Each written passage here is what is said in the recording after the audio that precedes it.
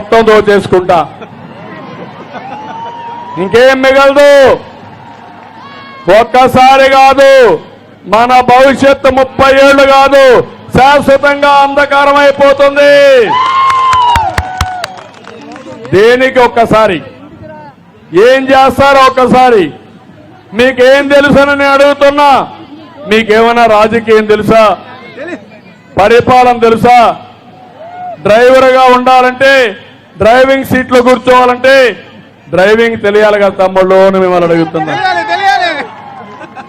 ఏమీ తెలియని వ్యక్తి, నేరాలు చేసే వ్యక్తి, తప్పులు చేసిన వ్యక్తి, మళ్ళీ ఎప్పుడు జైలుకు పోతాడో తెలియని వ్యక్తి నాకొక్కసారి ఇవ్వండి, నాకొక్కసారి ఇవ్వండి అని అడుగుతాడు.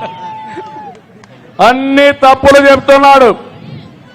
నేను ఈరోజు మీకు పింఛన్లు వచ్చినా, మన పిల్లల్ని చదివించినా, ఏ పని జరిగినా నేను కష్టపడ్డా, ఆదాయం పెంచుకున్నా, వచ్చిన డబ్బులు మీకోసం ఖర్చు పెడుతున్నా, కొంత అప్పు కూడా తీసుకొచ్చి పెడుతున్నా. మళ్ళా అప్పు తీర్చడానికి దేశంలో అభివృద్ధిలో నెంబర్ 1 మనం.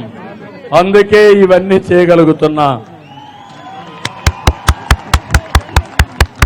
జగన్మోహన్ రెడ్డి వస్తే అభివృద్ధి ఆగిపోతుంది.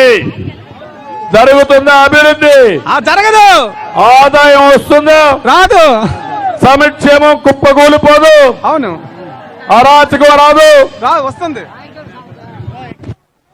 రాష్ట్రమే ఉండదు. మా తమ్ముడు చెప్పినట్టు రాష్ట్రాన్ని కూడా అమ్మేస్తారు తెలంగాణకి. కేసీఆర్కి అమ్మేసే ప్రబుద్ధుడైనా ఇంకో పక్క పవన్ కళ్యాణ్ గారు కూడా ఉన్నారు.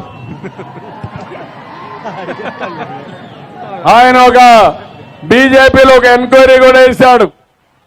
ఎక్స్పర్ట్లు పెట్టి ఒక ఎంక్వైరీ వేసి 75 కోట్లు మనకు రావాలి అని రిపోర్ట్ తయారు చేశారు. ఈ మధ్య మాట్లాడమే మానేశాడు పవన్ కళ్యాణ్ గారు. తెలంగాణ వాళ్ళు మన మీద ఒత్తిడి పెడుతున్నారు. దానిపైన మాట్లాడడం మొదలుపెట్టారు. తమ్ముళ్ళు, ఇంకొక ఆయన ఇప్పుడు సిబిఐ డైరెక్టర్ గా ఉండి విశాఖపట్నంలో పోటీ చేస్తున్నాడు పవన్ కళ్యాణ్ పార్టీలో లక్ష్మీనారాయణ. కనీసం లక్ష్మీనారాయణ నోరు తెరవాలి. జగన్ 12 కేసుల కథ ఏంటి? 14 కేసులు. నిన్న కూడా ఈడీ కేసు, ఇంకొక కేసు వచ్చింది. ఇది వాస్తవం చెప్పాలి కదా లక్ష్మీనారాయణ? ఏం తమ్ముడు చెప్పాలా లేదా? ఒక పక్క దొంగను పట్టుకున్న ఆఫీసరు, అవునా కాదా? వాస్తవాలు రాష్ట్ర ప్రజలకు 5 కోట్ల మందికి చెప్పాలి. మీరు పెట్టిన కేసులు ఏమయ్యాయో మీరు కూడా సమాధానం చెప్పాల్సిన అవసరం ఉంది. మీ కేసులన్నీ ఎందుకు పెట్టారో ఆ రోజు ఉన్న సాక్ష్యాలన్నీ మీకు తెలుసు కాబట్టి వాస్తవాలు లక్ష్మీనారాయణ కూడా మాట్లాడాల్సిన అవసరం ఉంది. తమ్ముళ్ళు, అవునా కాదా అని మిమ్మల్ని అడుగుతున్నా. అందుకని నేను ఈరోజు మిమ్మల్ని అందరినీ ఒకటే కోరుతున్నాను. సమయం తక్కువ ఉంది తమ్ముళ్ళు, మీరందరూ హుషారు కావాలి.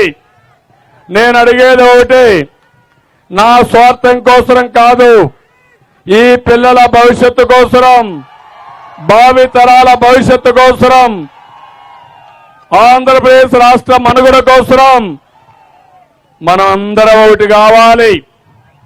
ఇది నా ఎన్నిక కాదు, ఏదో నేను ముఖ్యమంత్రి కోసం తిరుగుతున్నాను అభిప్రాయం మీకుంటే అది తీసేయండి. 14 ఏళ్లు ముఖ్యమంత్రిని, 10 ఏళ్లు అపోజిషన్ పార్టీ లీడర్ని.